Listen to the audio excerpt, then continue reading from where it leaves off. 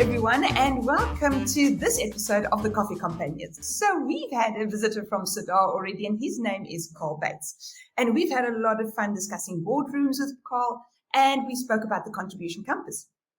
And then he mentioned to me and he introduced me to Beverley Hancock. Now, she is a Sadar partner and head of a point. And the whole idea is ensuring boardroom performance, delivering business performance. So Beverley heads up the partner appointments practice, and she's a business strategist who understands the dynamic nature of boards and those who sit on them. She facilitates the appointment of non-executive directors to boards of listed companies, as well as privately held and privately owned companies throughout Africa. She also does a lot more, but we'll include her bio in these session notes. But for now, I would like to welcome Beverley Hancock. How are you? Hi. It is lovely to join you today. Looking forward to our coffee, looking forward to our conversation, and how we can explore the fact of women need to be on boards and how do we get there.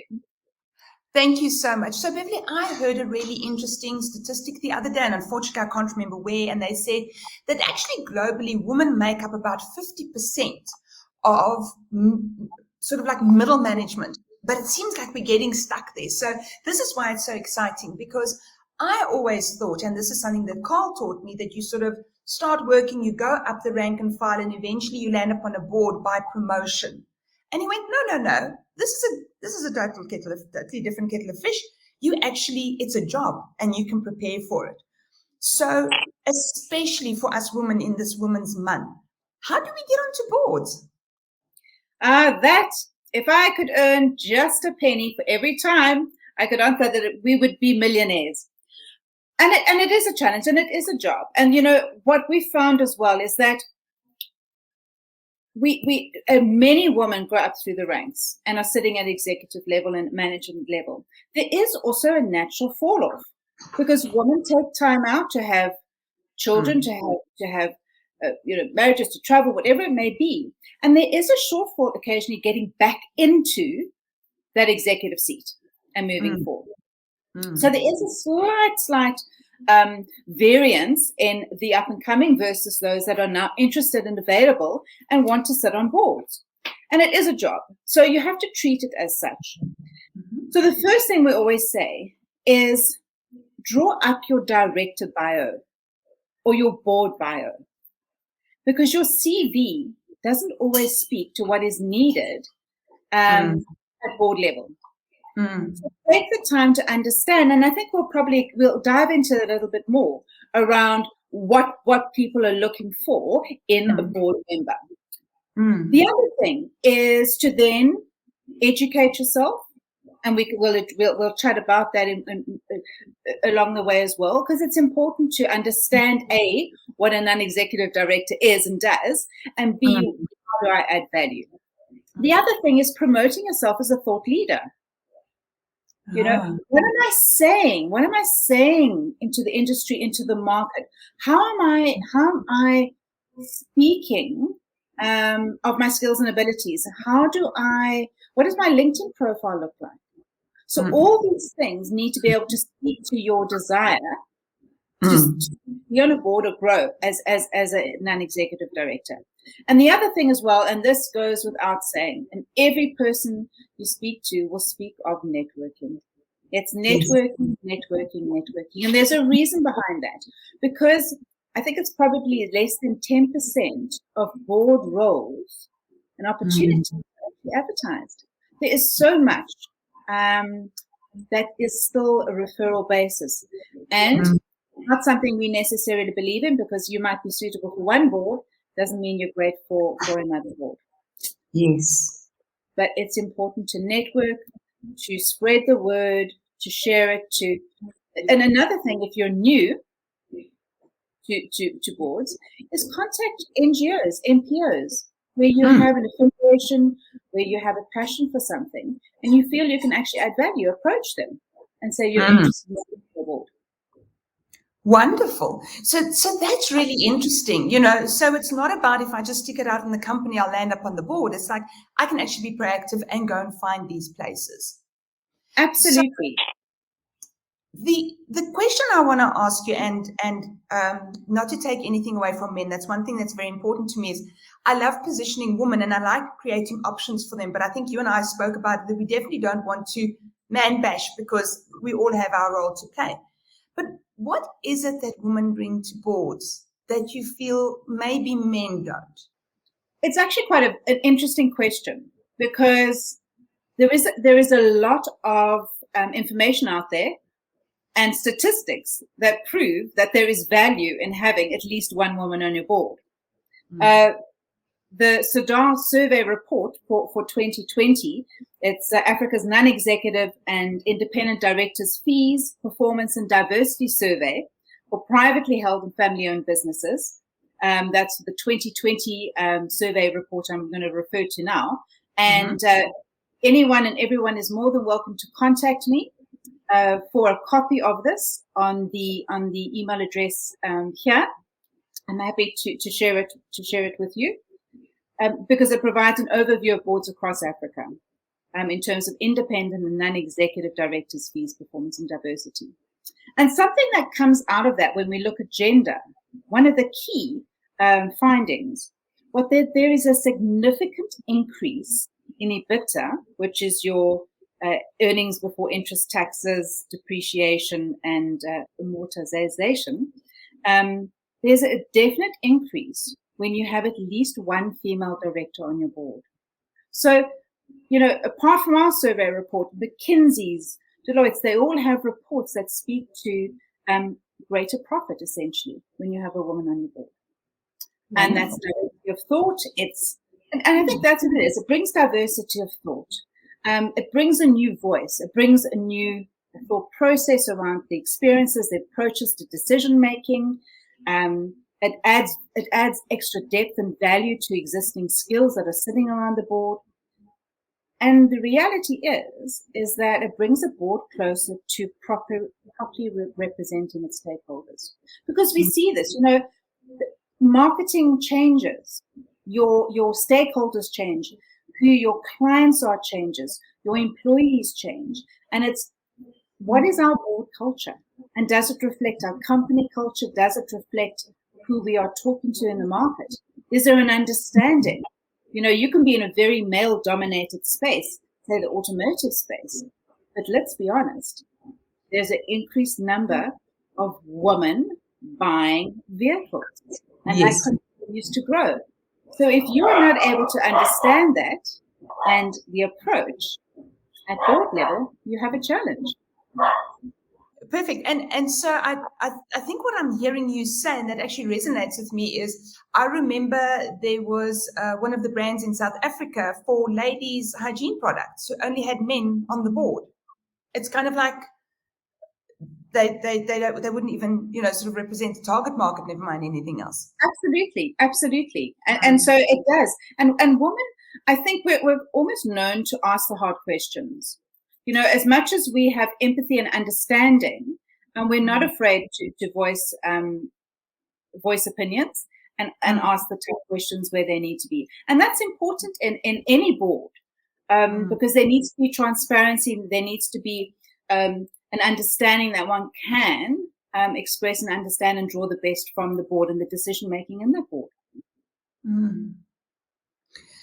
So it's quite interesting, because when you say draw the best from the board, it's such an interesting analogy, because I think of it to some aspects, if we want to look at sort of like a very stereotypical view of women, and I apologize for anyone that I offend with that, but our ability I'm part of the sandwich generation, as many women are. I've got parents who I have to accommodate, take care of, deal with. And then there are children in my life that I have to accommodate and take care with while I'm running my own household. And there's something about, it's almost like project management, being able to bring this harmony and make this work. Is that what you're saying? No, absolutely. I think, we are able to multitask. We don't have a choice. Not to say that men can't, but one of the key things in terms of a board and what an ideal director looks like, it's not only about necessarily the skills and abilities from a specialist perspective, for example, digital, understanding digital era, the marketing and so forth, human resources and such. But there's a lot of other things that come into it. And it is about strategic awareness, being able, emotional intelligence, high emotional intelligence is absolutely key. And conversational intelligence, be able to manage your own emotions and those around you as well, in order to facilitate better decision making. And often we, as women, can bring that to that table, and almost where it's a case of ego sometimes, be able to step in and say, well, let's look at this. I agree with you, and I hear what you're saying. So I just want to ask you a question that might come up for the viewers is, when I introduced you, we spoke specifically about non-executive directors. What does that mean? Yeah, and that's a good question, because, everyone wants to sit in a board, and it's, when you start up a business, you're a director, an executive director. But what is the difference? And that's key. And so an executive director is someone who works within the company. They probably have day-to-day responsibilities at an operational level. So they're either in full-time, part-time. And there's a challenge there to understand the three hats of being a shareholder, a director, and a manager. So there's a struggle already when you're sitting in the boardroom as an executive director. And that is why the value comes in for a non-executive director. And a non-executive director does not hold shares. They're not suppliers, they're not customers, they're not parties to the executives or the shareholders. They have no interest in the company other than their role as director. And that's a fiduciary duty they have. And what, as a non-executive director, you want to do is look at the success of the business and sustainability of the business. You have no other interests. And that will be an independent non-executive director, in fact, because you can be a non-executive, but you may not be involved in management or the operational side per se, but you might be a shareholder or a supplier. Okay. A true independent non-executive director has no real relationship to the business apart from sitting on that board and making decisions around the board-related matters and governance. So that's a really interesting concept. One would think that there's the assumption that if you are on the board, that you have something more vested or some more sort of like input in the business. Because what happens if someone joins the board that doesn't understand the industry or, doesn't understand the nature of the business? What happens then? So industry experience is not necessarily essential. And the reason I say that, and especially coming from Sadar, is we say that the experts in the industry and the sector are probably sitting around the table already. Okay. As a board, what you're looking for is skills and experience that are going to add value to the board. So it may help as a non-executive director if you understand the manufacturing sector and you're about to sit on that board, or you understand the financial sector and the challenges and opportunities within it, and sit on the board. But really, there's a whole lot of qualities and skills that are needed in today, and it's important to understand what they are. So it's not so much the industry sector, right, as other areas. I'm going to dive into those a little bit because I think it's important. This is where, as women, we can sit back and go, let me think about what I offer in these spaces and whether I need to develop myself in these sectors. Okay.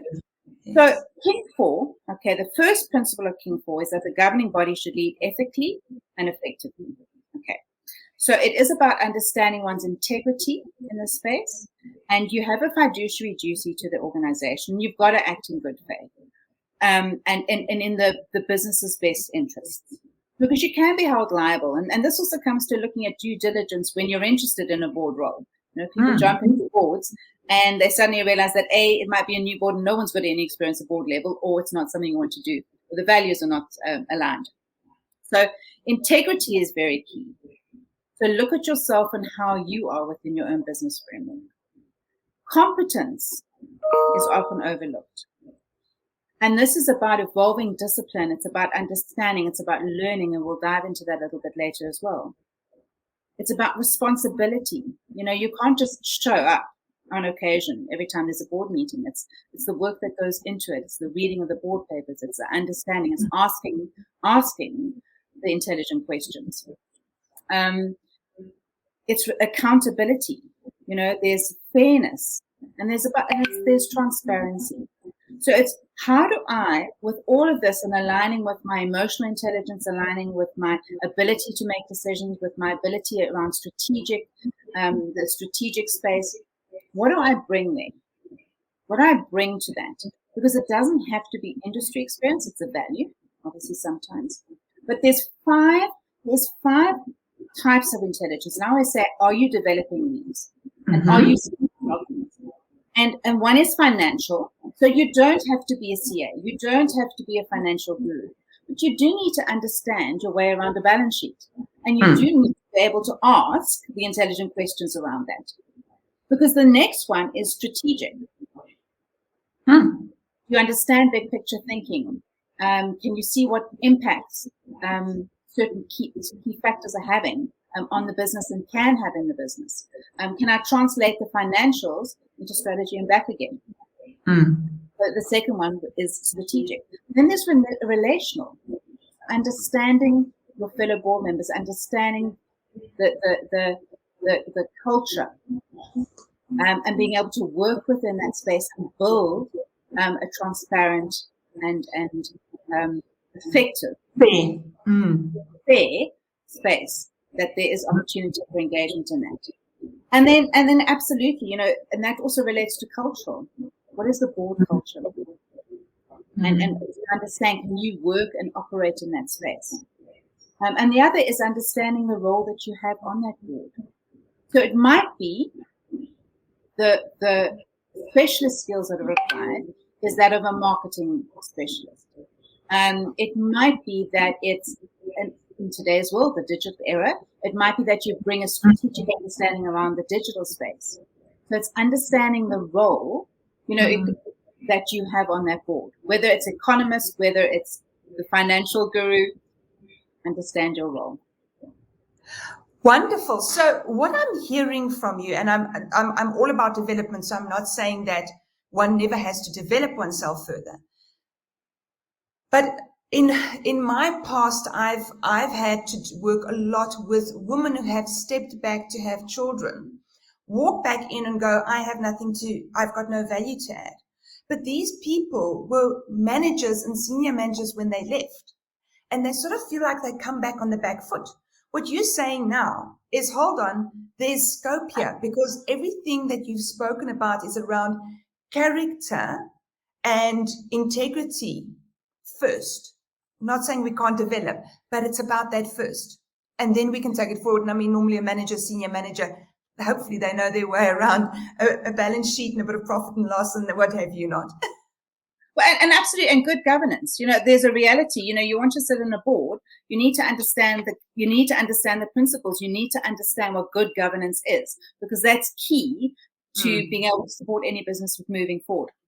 And I think that comes with two things. First of all, being able to improve yourself. And there are ways and means of doing that through learnings.